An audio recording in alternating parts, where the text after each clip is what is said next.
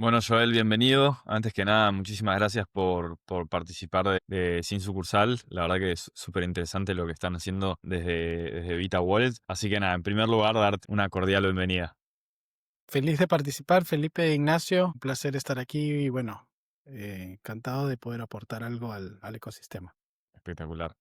Sí, y bueno, yendo ya de lleno a un poco por qué nos juntamos a hacer este programa.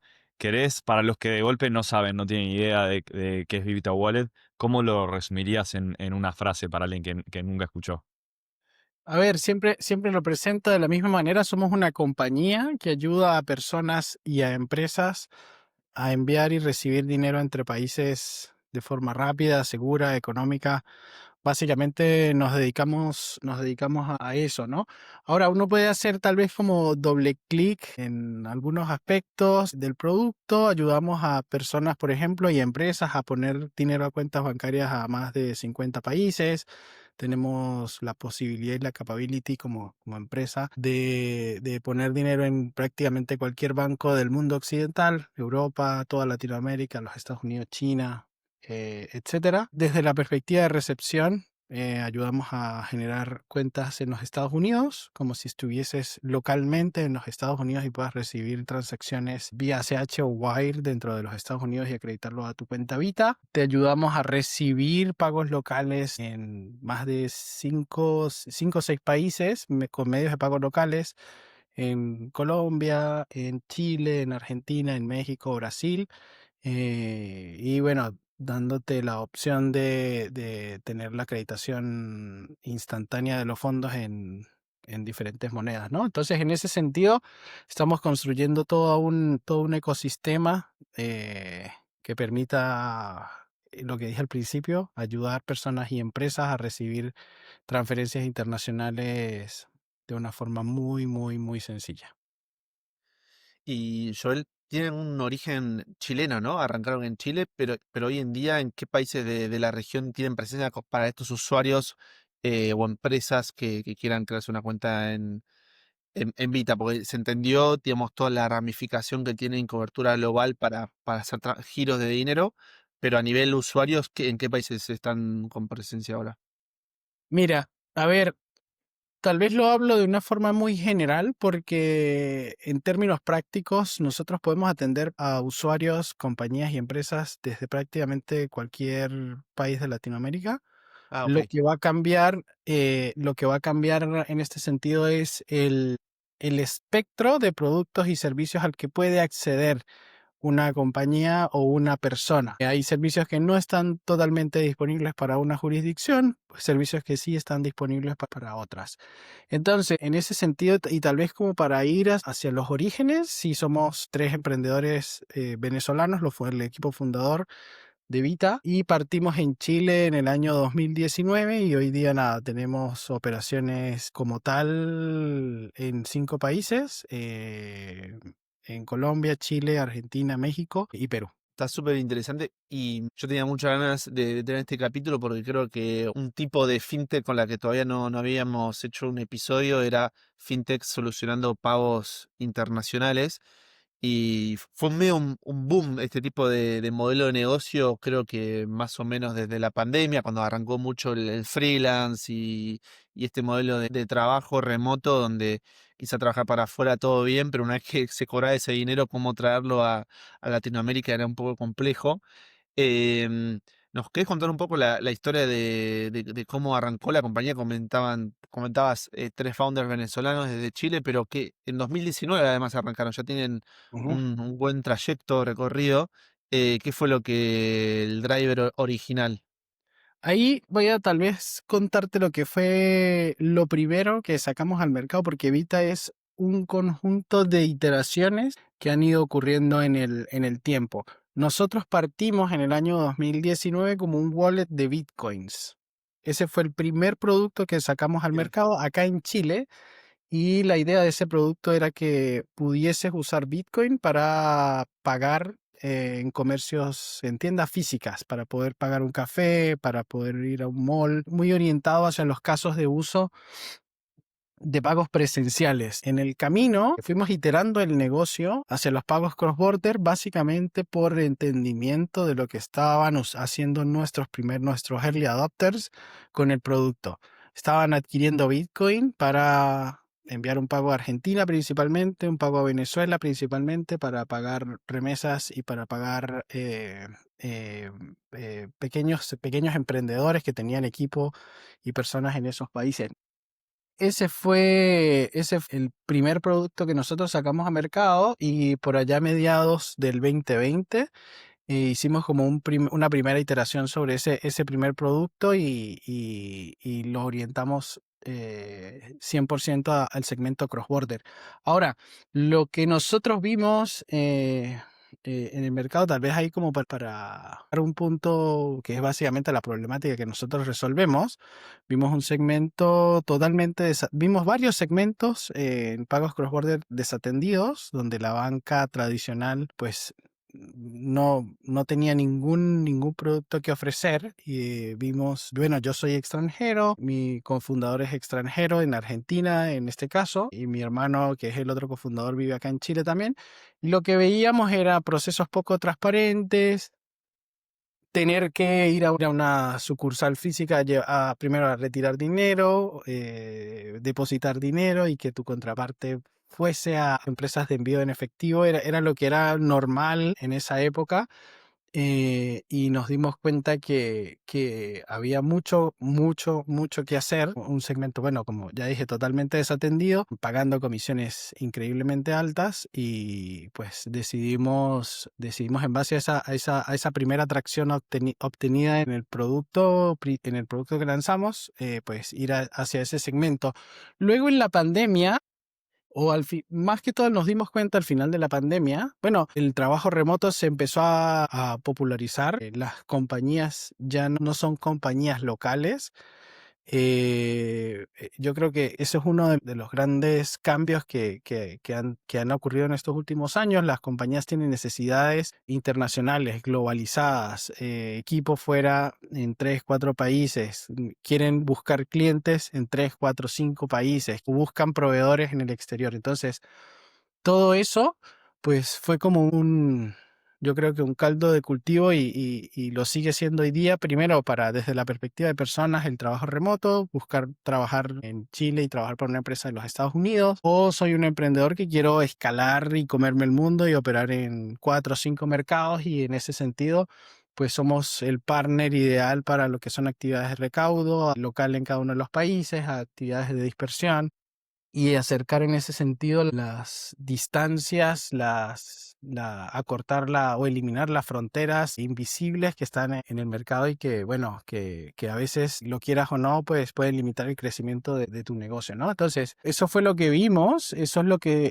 nosotros, el problema que estamos tratando de resolver, y apoyar, bueno, migrantes, apoyar a emprendedores, apoyar a empresas con necesidades internacionales, con necesidades globales, a simplificar básicamente su vida, ¿no?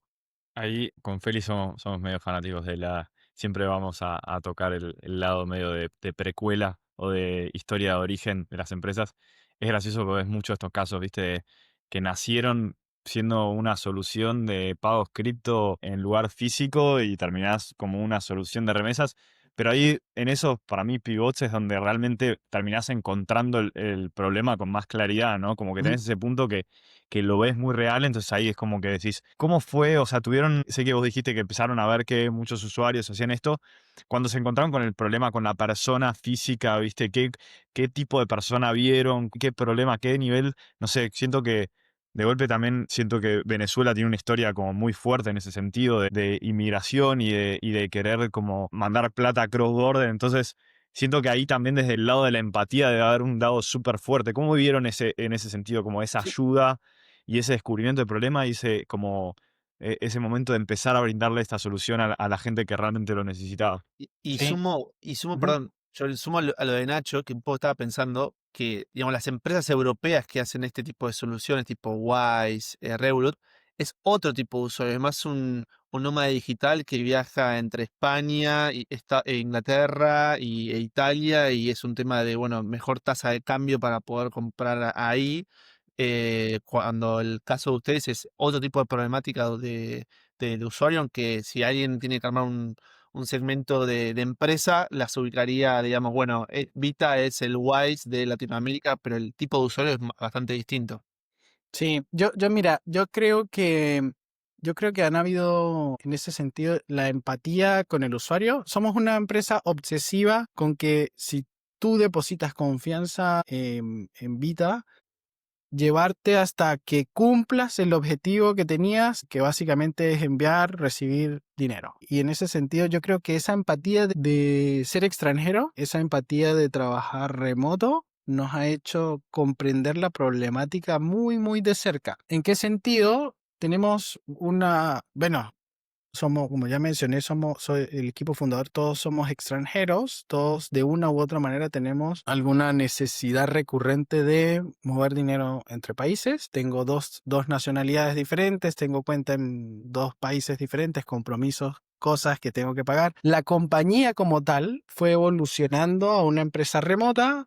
Nunca dijimos vamos a contratar en X o Y país, sino que por el mejor que postulaba para un cargo, independientemente de dónde estuviera, entraba al equipo y eso fue generando dentro de nuestra cultura personas, una compañía multipaís, personas que viven en Perú, en Argentina, en Colombia, en Ecuador, y eso ha hecho que el entendimiento del negocio, de las necesidades, de la velocidad, de los precios, de tener cripto dentro de la plataforma para operar, pues creo que ha sido un gatillante y eso que decía Ignacio dentro de la empatía con nuestro propio usuario, porque el equipo fundador, la compañía en sí es el primer usuario, el usuario cero de esta plataforma, es donde estamos recibiendo nuestras remuneraciones, por ejemplo. Entonces, en ese sentido, creo que ahí tenemos una vinculación, además de esa obsesión natural por hacer que las cosas pasen, por darte un servicio de calidad, por esforzarnos en que cualquier cosa que no estés, porque es que no es muy obvio cuando, por ejemplo, vas a enviar plata a Estados Unidos, te encuentras con routing number, te encuentras con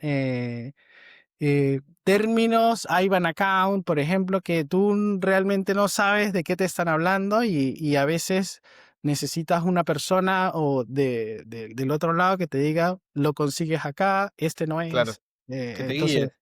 claro. Entonces hemos sido muy empáticos y creo que es una de las razones por la cual hemos hecho lo que hemos hecho. Y en segundo lugar, alguien en esos primeros meses de ir a producción, de sacar a producción un producto tecnológico, esa primera versión de Vita que les comenté, me dio un consejo que nunca se me olvida. Me dijo, estás en modo supervivencia. Hasta que no tengas product market fit, vamos a hacer todo lo que sea posible para sobrevivir y pasar ese valle de la muerte que pasa en la mayoría de las startups. Y en ese sentido estuvimos muy abiertos de mente para iterar, muy abiertos de mente para escuchar, y para escuchar principalmente lo que hacían nuestros usuarios, lo que hacían esas primeras personas dentro de la plataforma. Y bueno, creo que eso es, son algunas de las razones por las cuales pues hemos conseguido lo que hemos conseguido. Hemos posicionado una compañía en Latinoamérica, creció en equipo, creció en facturación, volumen. ¿Y cómo hicieron para conseguir esos primeros usuarios iniciales para que de alguna forma les marcaron el rumbo? Ahí siempre tenemos un chiste interno dentro de Vita, porque los dos, tres usuarios éramos el equipo cofundador que usábamos ese producto de pago presencial con Bitcoin. Y en el medio creo que funcionó ir al nicho. Al nicho Bitcoin o era en su momento un producto muy, muy de nicho.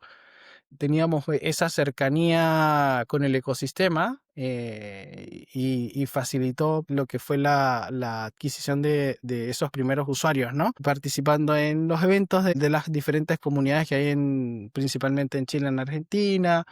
Y bueno, en el medio es muy curioso porque en esa época Bitcoin se utilizaba como medio de transferencia de valor.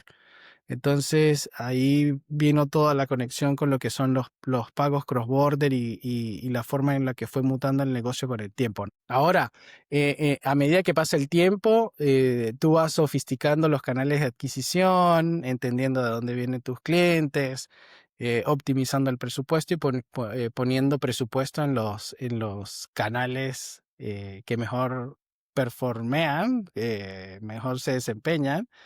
Pero sí, en una primera etapa yo creo que las comunidades de extranjeros y diría yo que la comunidad de Bitcoin principalmente de Chile. Muy lindo, me trae muchos lindos recuerdos. También lo que comentabas de vidas pasadas, de cuando uno está lanzando un producto en etapa temprana o trabajando en una startup de toda esa primera etapa de guerrilla. Pasando ya un poco la página, veíamos que tiene un número de volumen proyectado a procesar de 2.000 millones de dólares para 2025, que es un número muy relevante. Y un poco nos contabas que, bueno, el primer caso de uso fue con usuarios, con personas físicas, tratando de resolver sus problemas, pero también hiciste una mención al principio de también el negocio B2B.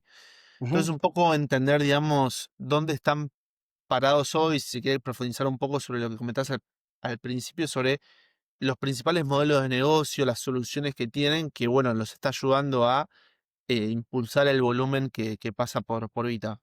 Mira, en los primeros años nos dedicamos a todo lo que somos una compañía que te ayuda a enviar dinero. Eso que comprende features de pago internacional, poner dinero en cuentas bancarias en el exterior, adquisición y envío de cripto, que puedas comprar stablecoins, comprar Bitcoin y enviarla a otro país como medio de transferencia de valor.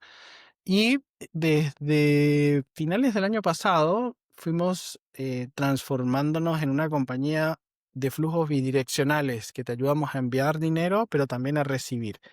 Y en ese sentido, la generación de cuentas dólares locales en los Estados Unidos, la generación de links de pago local y la apificación de todos estos productos, tanto de Pay-in como de Payout, Cash-in o Cash-out, pues han sido muy importantes para nuestros clientes y yo creo que han sido decisiones muy acertadas a nivel de entendimiento de los casos de uso, de quién es nuestro cliente, etcétera, etcétera, ¿no? Entonces, hemos crecido harto en volumen transaccional, y te diría que eso va muy impulsado de lo que son las transferencias internacionales, los payouts en cripto, la recepción de pagos en múltiples países. Y nada, creo que en ese sentido viene el desarrollo de producto, ¿no? Nosotros nos dimos cuenta que en el segmento empresas era muy importante la automatización o la posibilidad de automatizar estas actividades de de recepción y envío de pagos cross-border.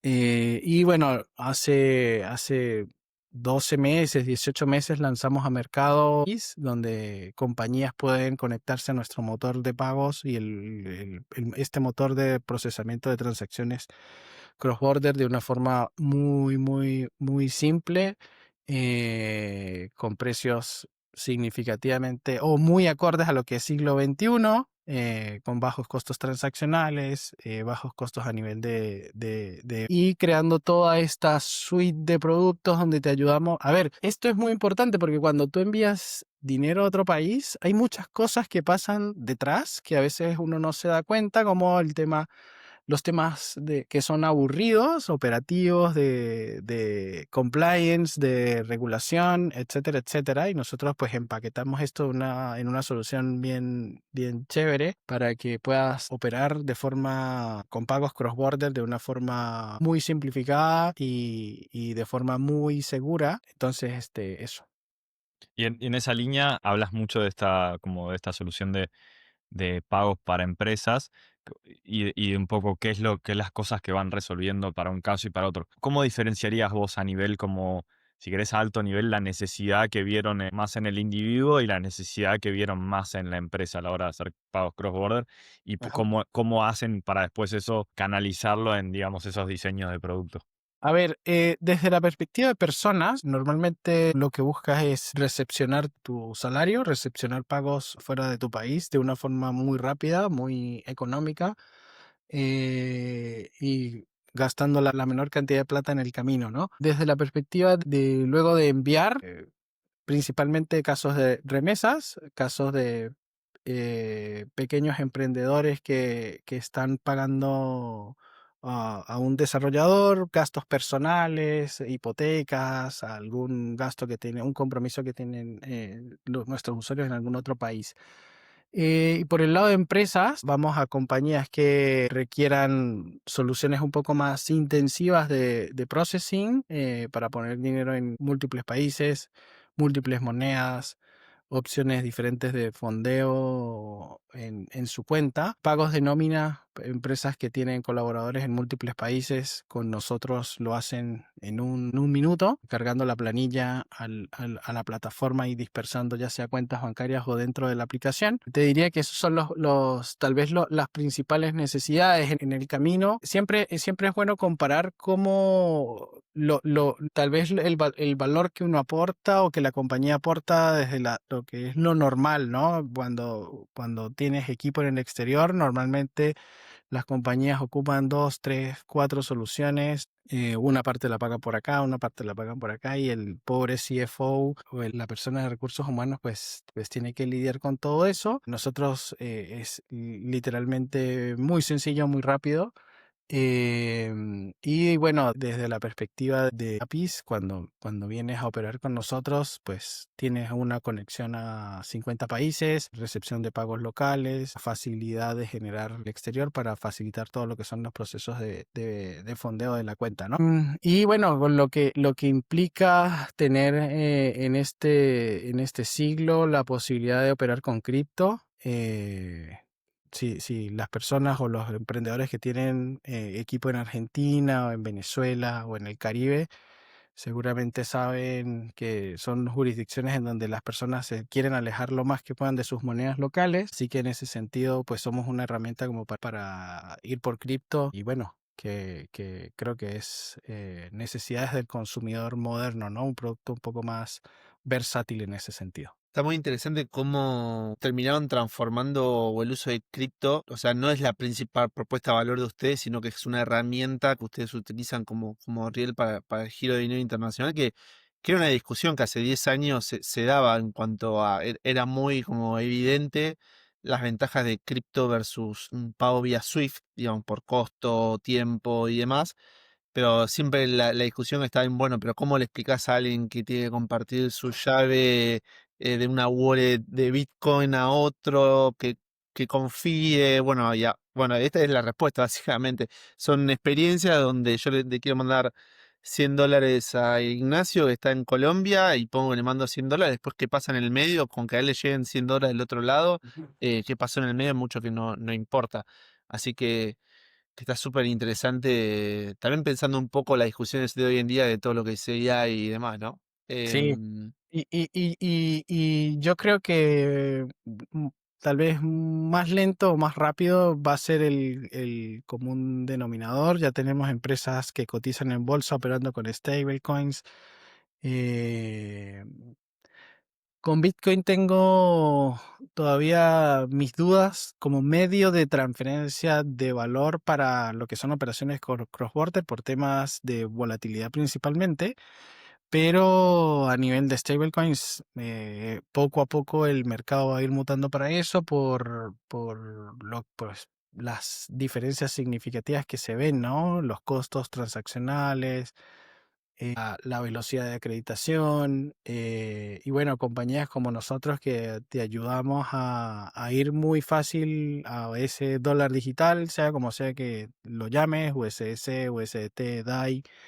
Te ayudamos a ir muy fácil a esas monedas estables y bueno, la versatilidad que te da el ecosistema blockchain para poder salir por la red que mejor te convenga, ¿no? Entonces, bueno, en ese sentido nosotros, yo creo que también por los orígenes para mí como venezolano siempre fue súper natural operar con cripto.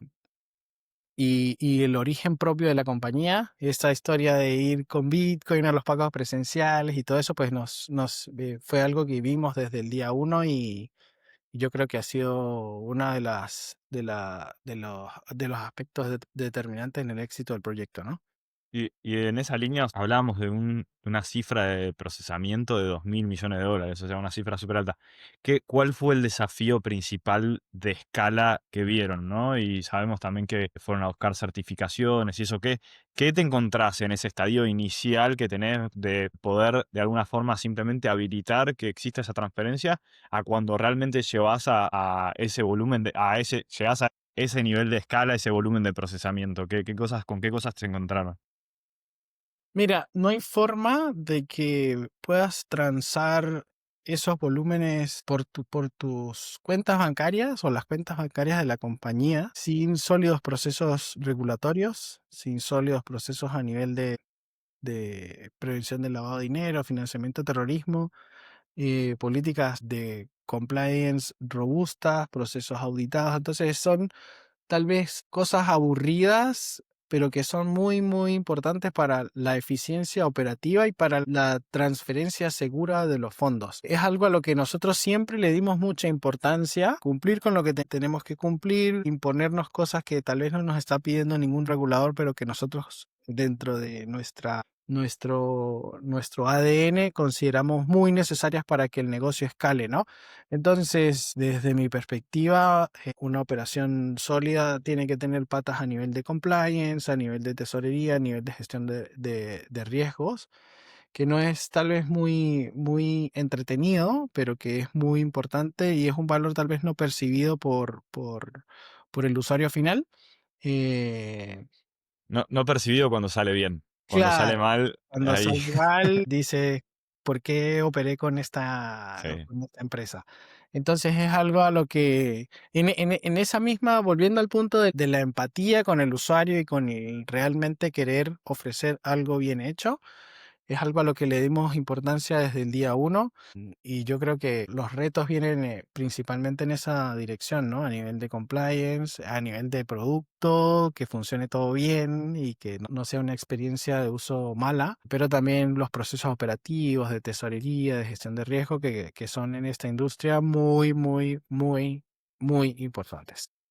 Sí, que a la vez también esas inversiones en cumplimientos regulatorios y estándares de seguridad se repagan sobre todo con un negocio B2B que muchas veces las empresas en el due diligence para definir si van a trabajar con vos o no terminan también teniendo un peso relevante, digamos, trabajar con una empresa que tiene todos los papeles al día.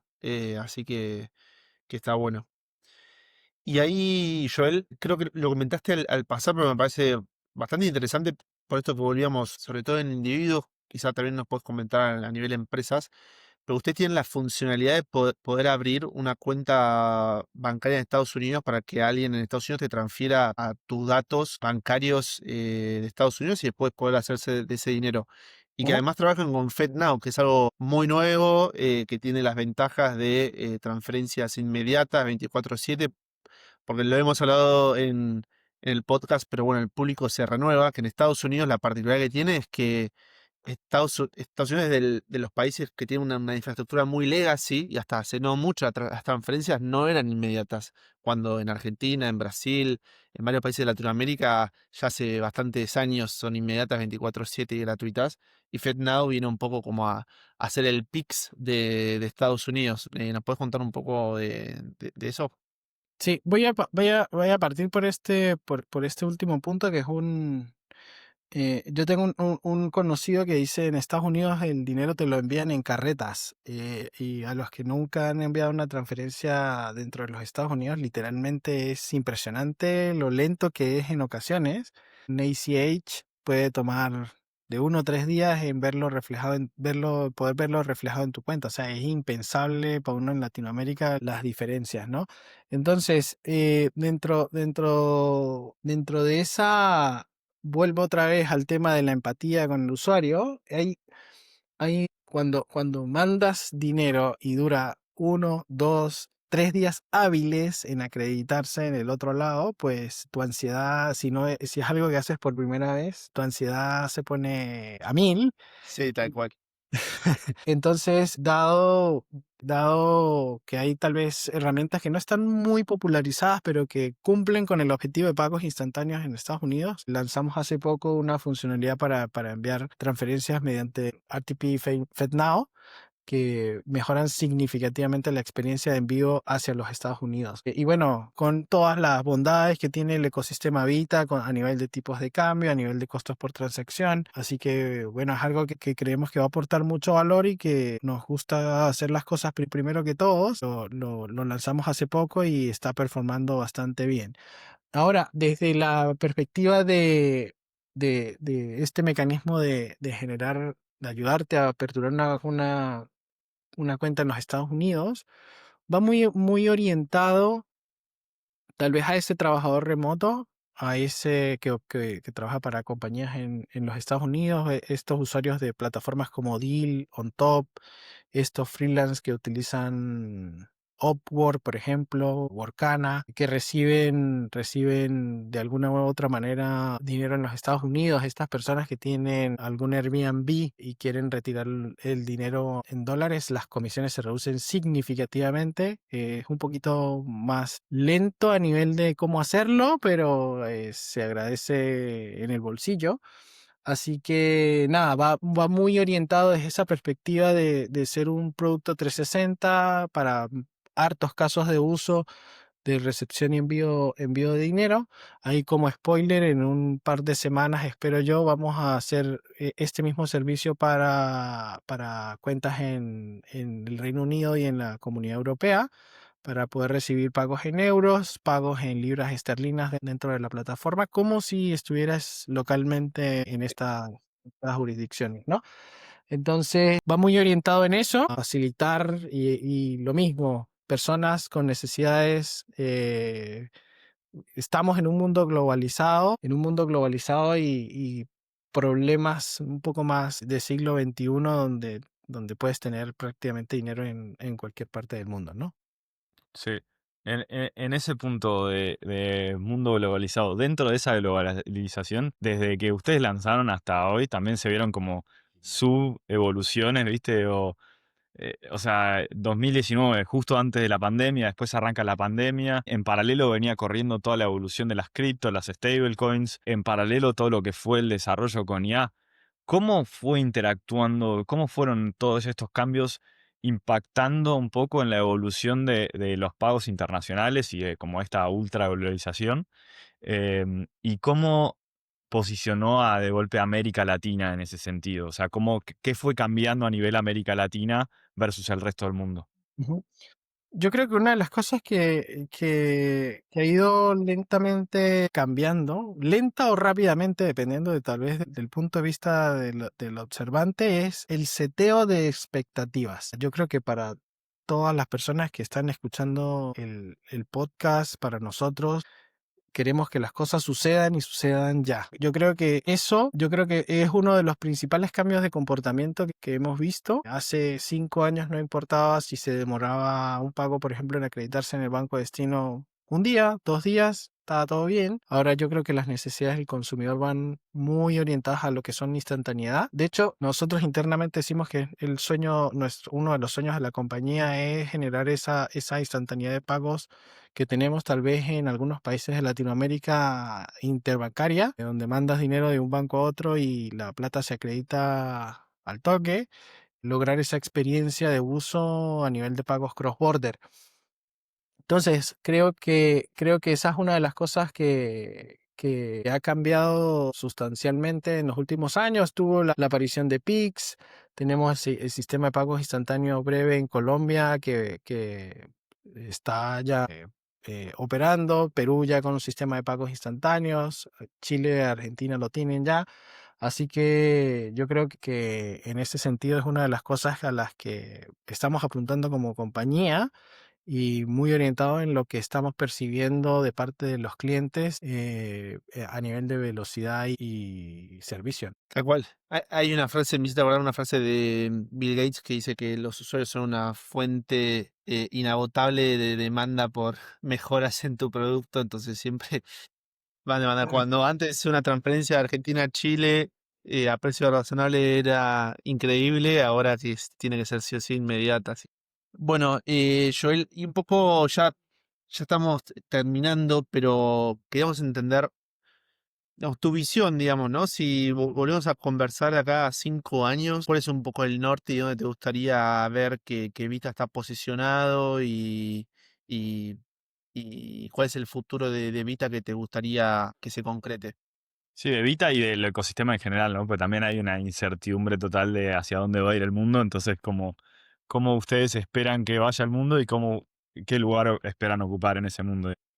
A ver, y el equipo, estamos convencidos a ver, es difícil, aquí vamos a hablar en supuestos, todos son supuestos. Yo estoy convencido que la participación de cripto va a seguir creciendo en los próximos años. Estándar para casos de uso, particularmente. Estoy convencido que la cuota de mercado en cripto va a seguir creciendo con el tiempo a nivel de pagos cross-border y la penetración en usos de la vida diaria. A nivel de mercado, lo que vemos es un mundo mucho más globalizado. Lo que vemos es personas con dos, tres residencias, nómadas digitales creciendo eh, y necesidades tal vez un poco más internacionales y no tan locales como era la realidad hace 10, 15, 20 años, ¿no? Lo mismo a nivel de empresas, lo que estamos viendo es compañías que quieren crecer, que quieren comerse el mundo, quieren salir de su mercado local y operar idealmente regional. Y creo que es tal vez como latinoamericanos, es difícil encontrar compañías nacidas en Latinoamérica con una escala global. Pero veo tal vez indicios de un cambio de chip, de emprendedores, de personas que quieren realmente hacer cosas, sino cosas muy, muy grandes. Entonces, desde mi perspectiva, creo que eso, estándares del consumidor cada vez más agresivos a nivel de precios, a nivel de servicio. Quiero más rápido y lo quiero más económico. Creo que va a ser lo normal que va a ocurrir. Y nosotros como compañía, pues estamos totalmente, como siempre, muy atentos a las señales que nos da el mercado, a las señales que nos dan nuestros usuarios y tratando de adaptarnos hacia los nuevos estándares de nuestros clientes, ¿no? Que finalmente es la razón por la que existimos, para solucionar problemas y aportar valor a nuestra sociedad. Espectacular, Joel. Bueno, nos queda agradecerte. Yo creo que también, o sea, estoy bastante de acuerdo en ese sentido con tu visión. Creo que es como decir, viste, como siempre la expectativa es creciente y hay que ver en qué dirección va esa expectativa y tratar de acompañarla con el producto de uno. Pero bueno, ya parecería que está en un estadio de product market fit y que hasta ahora lo vienen haciendo bien, así que es simplemente seguir en esa dirección. En 5 años que nos volvamos a ver, seguramente una compañía regional. Nos hemos posicionado como una de las principales empresas de pagos cross-border en América Latina. Seguramente vamos a estar operando en muchos más mercados con miles, millones de usuarios, miles de compañías operando. Así que nada, Sí. esperemos estar a la altura de lo que viene. Sí, y también es como decís, para mí creo que hay un tema de hoy la barrera de entrada a un nuevo mercado para una empresa es cada vez más baja, ¿viste? Como que ya antes si vamos a hace 50 años, tenías que estar vos físicamente en ese mercado vendiendo tu solución. Eso lo llevas a hoy y de golpe tenés un montón de canales de adquisición cross-border también. Entonces, que las soluciones fintech cross-border acompañen, va a ser algo como esencial en esa economía como cada vez más integral y también que también llevar los productos de la TAM para afuera creo que es algo que eventualmente se va a ver cada vez más. Así que Sí, ojalá. ahí, bueno, espero que seamos en Latinoamérica partícipes de esa generación de compañías que operen a escala mundial. Yo creo que está todo, tenemos el talento, tenemos como región, tenemos las ganas y veo, como te digo, veo indicios de tal vez un cambio de ser emprendedores y compañías globales que puedan salir de los mercados locales a los que estuvimos acostumbrados prácticamente toda la vida, ¿no? Sí, hay que romper el síndrome impostor latinoamericano nomás. Correcto. Pero bueno, muchísimas gracias, Joel. La verdad que muy buena charla. Muchas gracias por participar del programa hoy. Gracias a ustedes, Espero que chicos. haya Felipe. disfrutado. Gracias, Joel. Nos Y nos vemos vemos en 5 años, en cuando 5 años. llega el millón de usuarios. Un Exactamente. abrazo.